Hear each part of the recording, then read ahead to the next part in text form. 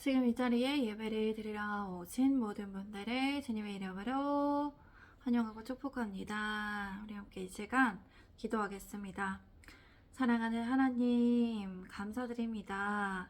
오늘도 이 자리에 나와서 예배 드릴 수 있게 하시니 감사드립니다.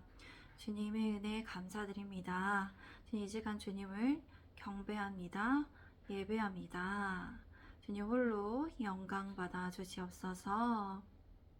하나님의 말씀을 듣는 우리에게 주님의 은혜와 지혜로 이 시간 함께하여 주시옵소서. 우리를 지도하여 주시옵소서. 주님을 의지합니다. 신뢰합니다. 주님께 맡겨드리며 예수 그리스도의 이름으로 기도드립니다. 아멘. 오늘 설교의 주제는 회개의 중요성입니다. 회개의 중요성입니다. 누가복음 13장에서 주님께서는 회개하지면 망한다는 것을 말씀하셨습니다. 이 장에서는 열매 맺지 못하는 무화과 나무 비유, 안식일에 구부러진 여인을 주님께서 고치시고, 겨자씨와 누룩 비유, 좁은 문으로 들어가기를 힘쓰라, 선지자들을 죽이는 예루살렘의 주제로 주님께서 말씀하셨습니다. 이를 통해 주님께서는 회개의 중요성을 강조하셨습니다. 제가 1절에서 5절까지의 말씀을 읽겠습니다. 그때 마침 두어 사람이 와서 빌라도가 어떤 갈릴리 사람들이 피를 그들의 제물에 섞은 일로 애숙게 하려니 대답하여 이르시되 너희는 이 갈릴리 사람들이 이같이 해해 받음으로 다른 모든 갈릴리 사람보다 죄가 더 있는 줄 아느냐? 너희에게 이르노니 아니라 너희도 만일 회개하지 않으면 다 이와 같이 망하리라. 또 실로암에서 망대가 무너져 치여 죽은 18사람이 예루살렘에 거한 다른 모든 사람보다 죄가 더 있는 줄 아느냐. 너희에게 이르노니 아니라 너희도 만일 회개하지 아니하면 다 이와 같이 망하리라. 예수님께서는 무리에게 말씀하실 때에 몇몇 사람이 와서 빌라도가 갈릴리 사람들을 학살해서 그 피를 그들이 바치려던 희생 제물에 섞었다는 소식을 주님께 전하였습니다. 주님께서는 대답하셨습니다. 그 갈릴리 사람들이 다른 모든 갈릴리 사람들보다 더 악한 죄인이어서 이런 변을 당했다고 생각하느냐? 그렇지 않다. 내가 너희에게 말한다. 너희도 회개하지 않으면 모두 멸망할 것이다. 또 실로암에서 망대가 무너져 죽은 18명은 어떠하냐? 다른 모든 예루살렘 사람들보다 그들이 죄를 더 많이 지었다고 생각하느냐? 그렇지 않다. 내가 너희에게 말한다. 너희도 회개하지 않으면 망할 것이다. 모두 멸망할 것이다. 주님께서는 이렇게 죄가 크고 작고의 문제가 아니라 회개하지 않으면 모두 멸망하게 될 것을 말씀하셨습니다. 그러므로 우리는 모든 죄, 우리가 알고 있는 죄, 우리가 알지 못하고 지은 죄를 회개해야 합니다. 주님께 그 죄를 고백하며 용서를 구할 때 주님께서 주님의 은혜로 사하여 주십니다. 그리고 우리가 또 용서를 구하면 그 죄에서 돌이킬 수 있어야 합니다. 그것이 회개입니다. 제가 6절에서 9절까지의 말씀을 읽겠습니다. 이에 비유로 말씀하시되 한 사람이 포도원에 무화과 나무를 심은 것이 있더니 와서 그 열매를 고하였으나 얻지 못한지라. 포도원 지기에게 이르되 내가 3년을 와서 이 무화과 나무에서 열매를 고하되 얻지 못하니 찍어버리라. 어찌 땅만 버리게 하겠느냐. 대답하여 이르되 주인이여 금년에도 그대로 두소서. 내가 두릅하고 거름을 줄이니 이후에 만일 열매가 열면 좋거니와 그렇지 않으면 찍어버리소서 하였다 하시니라. 주님께서는 이런 비유를 말씀하셨습니다. 어떤 사람이 포도원에 무화과 나무를 한 그루를 심었다. 그는 열매가 열렸을까 해서 가보았지만 하나도 보이지 않았다. 그래서 그는 포도원 지기에게 말했다. 내가 이 무화과 나무에 열매가 있는지 보려고 3년 동안 와봤지만 열매가 하나도 없으니 나무를 베어버려라. 무엇 때문에 땅만 버리겠느냐. 그러자 포도원 지기가 대답했습니다. 주인님 올해만 그냥 두십시오. 그동안에 그 둘레를 파고 거름을 주겠습니다. 이후에 만일 열매가 열릴지도 모릅니다. 그렇지 않으면 그때 베어버리십시오. 이 비유에서 주인은 성부이신 하나님 아버지를 뜻합니다. 그리고 포도원 지기는 예수님이십니다. 예수님께서는 무화과 나무의 주위를 파서 걸음을 주어 열매가 맺기 위해서 성령을 통하여 은혜를 주실 것임을 이렇게 비유를 통해 말씀하신 것입니다. 그러나 이후에 열매가 맺지 않고 이들이 회개하지 않을 때 하나님의 최종적인 심판에 따라 멸망하게 될 수밖에 없음을 주님께서 교훈해 주셨습니다. 우리 함께 10절에서 14절까지의 말씀을 읽겠습니다. 시작. 예수께서 안식일에 한 회당에서 가르치실 때 18해 동안이나 귀신 들려 앓으며 고부러져 조금도 펴지 못하는 한 여자가 있더라. 예수께서 보시고 불러 이르시되 여자여 네가 네 병에서 놓였다 하시고 안수하시니 여자가 곧 펴고 하나님께 영광을 돌리는지라. 회당장이 예수께서 안식일에 병 고치는 것을 묻네요. 우리에게 이르되 일할 날이 엿새가 있으니 그동안에 와서 고침을 받을 것이요 안식일에는 하지 말 것이니라 하거늘. 주님께서는 안식일에 한 회당에서 가르치고 계셨습니다. 그런데 거기는 18해 동안이나 귀신이 들려 앓으며 구부러져 조금도 허리를 펼 수 없는 한 여자가 있었습니다. 주님께서는 그 여인을 보시고 가까이 불러내어 말씀하셨습니다. 여인아, 네가 병에서 풀려났다. 그리고 주님께서는 그 여인에게 손을 얹어 안수하셨습니다. 그러자 여인은 허리를 쭉 펴고 일어나서 하나님께 영광을 돌렸습니다. 그런데 회당장은 주님께서 안식일에 병을 고치는 것에 화가 나서 무리에게 말했습니다. 이렇게 일할 날은 6일이나 있다. 그러니 그날에 와서 고침을 받고 안식일에는 그렇게 하지 마시오. 제가 15절에서 17절까지의 말씀을 읽겠습니다. 주께서 대답하여 이르시되 외식하는 자들아 너희가 각각 안식일에 자기의 소나 나귀를 외양간에서 풀어내어 이끌고 가서 물을 먹이지 아니하느냐. 그러면 18해 동안 사탄에게 매임받은 이 아브라함의 딸이 안식일에 이 매임에서 푸는 것이 합당하지 아니하냐. 예수께서 이 말씀을 하심에 모든 반대하는 자들은 부끄러워하고 온 무리는 그가 하시는 영광스러운 일을 기뻐하니라. 주님께서 그에게 대답하셨습니다. 이 외식하는 자들아 너희가 각각 안식일에 황소나 나귀를 외양간에서 풀어내어 끌고 나가서 물을 먹이지 않느냐. 그렇다면 아브라함의 딸인 이 여자가 18년 동안 사탄에게 매어 있었으니 안식일에 이 매임에서 풀어주는 것이 당연하지 않느냐. 예수님께서 이렇게 말씀하시자 그를 반대하던 사람들이 모두 부끄러워했습니다. 그리고 온 무리는 주님께서 하신 모든 영광스러운 일을 두고 기뻐하였습니다. 우리 함께 18절에서 21절까지 말씀 읽겠습니다. 시작. 그러므로 예수께서 이르시되 하나님의 나라가 무엇과 같을까? 내가 무엇으로 비교할까? 마치 사람이 자기 채소밭에 갖다 심은 겨자씨 한 알 같으니 자라 나무가 되어 공중의 새들이 그 가지에 깃들였느니라. 또 이르시되 내가 하나님의 나라를 무엇을 비교할까? 마치 여자가 가루 서말 속에 갖다 넣어 전부 부풀게 한 누룩과 같으니라 하였느니라 하셨더라. 주님께서는 말씀하셨습니다. 하나님의 나라는 무엇과 같은가? 내가 무엇으로 비교할까? 그것은 누군가 자기 밭에 겨자씨 하나를 가져다가 심은 것과 같다. 그 씨가 자라서 나무가 되면 공중의 새들이 날아와 그 가지에 깃들인다. 주님께서는 또 말씀하셨습니다. 내가 하나님의 나라를 무엇으로 비교할까? 그것은 마치 어떤 여자가 가루 서말 속에 섞어 넣었더니 전부 부풀게 한 누룩과 같다. 하나님의 나라에 대한 누룩과 교자씨의 두 비유는 안식일 논쟁에서 벌어졌던 회당에서 주신 말씀입니다. 하나님 나라의 비유의 소재로 쓰인 겨자와 누룩은 사람들이 보기에 미미하게 보이지만 결국 엄청나게 성장해서 사람들에게 필요와 진정한 양식으로 채워지고 쓸모있게 변화가 됩니다. 우리 함께 22절과 25절까지의 말씀을 읽겠습니다. 시작. 예수께서 각 성, 각 마을로 다니사 가르치시며 예루살렘으로 여행하시더니 어떤 사람이 여짜오되 주여 구원을 받는 자가 적으니이까 그들에게 이르시되 좁은 문으로 들어가기를 힘쓰라.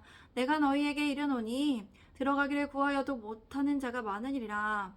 집 주인이 일어나 문을 한 번 닫은 후에 너희가 밖에 서서 문을 두드리며 주여 열어주소서 하면 그가 대답하여 이르되 나는 너희가 어디에서 온 자인지 알지 못하노라 하리니. 주님께서는 여러 성읍과 마을에 들리셔서 가르치면서 예루살렘으로 여행하셨습니다. 어떤 사람이 주님께 물었습니다. 주여, 구원을 받을 사람이 적습니까? 주님께서는 말씀하셨습니다. 좁은 문으로 들어가기를 힘쓰라. 내가 너희에게 말한다. 들어가려고 해도 들어가지 못하는 사람이 많을 것이다. 좁은 문으로 들어가기 위해서 힘써야 합니다. 최선을 다해야 합니다. 좁은 문이란 예수 그리스도를 통하여 열려진 구원의 문을 말합니다. 그러나 들어가려고 해도 들어가지 못하는 자는 개인적인 추구와 노력을 말합니다. 아무런 결과를 가져다 주지 못하는 많은 사람들은 헛된 노력과 시도를 말하고 있는 것입니다.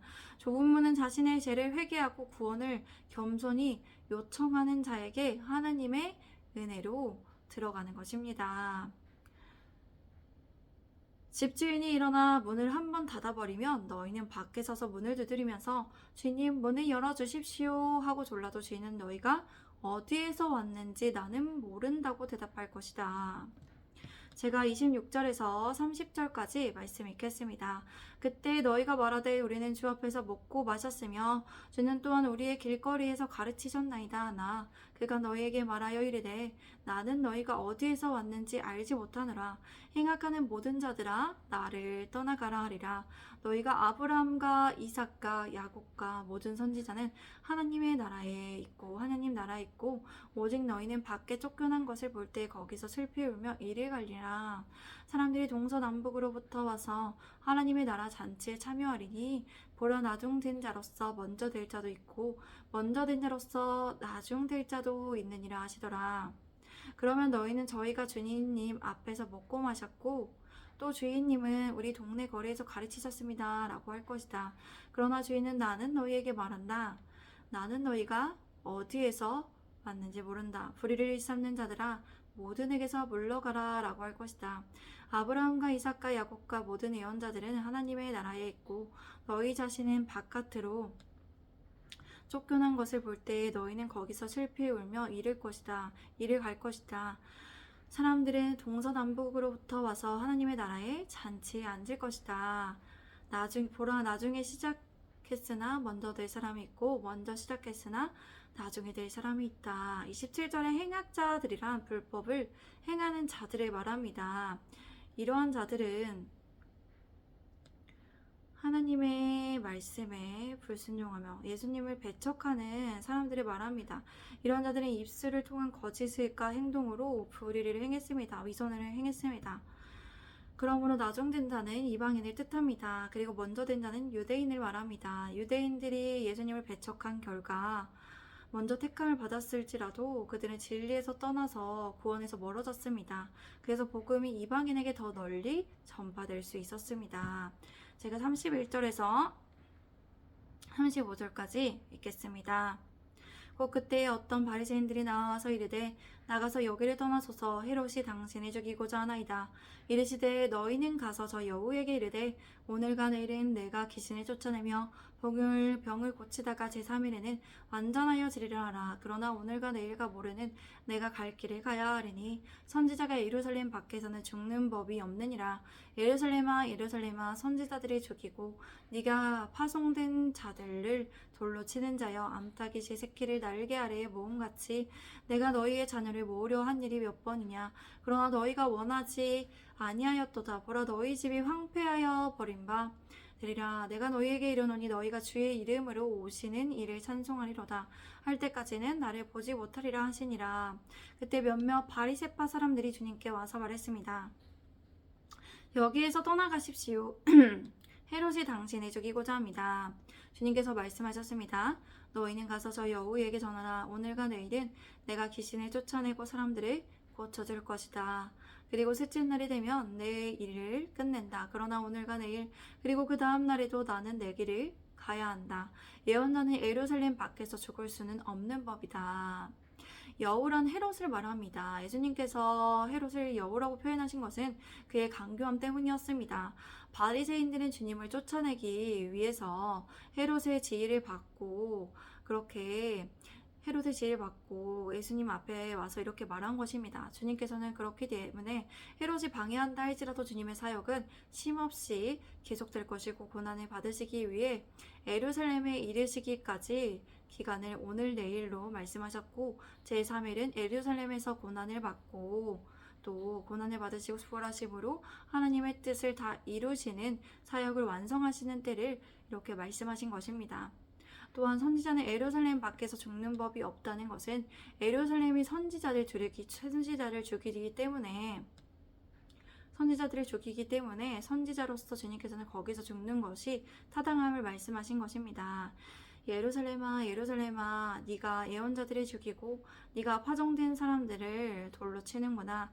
암탉이 제 새끼를 날개 아래 품듯이 내가 몇 번이나 너희 자녀를 모아 품으려고 하였더냐. 그러나 너희는 그것을 원하지 않았다. 예수님께서 이렇게 암탉이 제 새끼를 품듯이 이스라엘 유대인 백성들을 얼마나 구원을 하기 위해서 얼마나 노력하셨음을, 그리고 주님의 사랑으로 그들이 대했음을 말씀하신 것입니다. 주님께서는 예루살렘에서 죽으실 것이라는 사실을 예언하시고 또 주님의 구원 사역을 이해하지 못하고 오히려 주님을 대적하고 죽이려는 예루살렘의 멸망을 애통해 하셨습니다. 그래서 예루살렘아 예루살렘아 라고 이렇게 애통해 하시며 말씀하셨습니다. 보라, 이제 너희의 집은 황폐한 채로 남을 것이다. 내가 너희에게 말한다. 주님의 이름으로 오시는 분은 찬송하리로다. 할 때까지는 너희는 나를 다시는 보지 못할 것이다. 주님께서는 주님의 영광스러운 재림과 이스라엘의 회복까지도 내다보셨습니다. 아주 먼 미래까지 내다보셨습니다.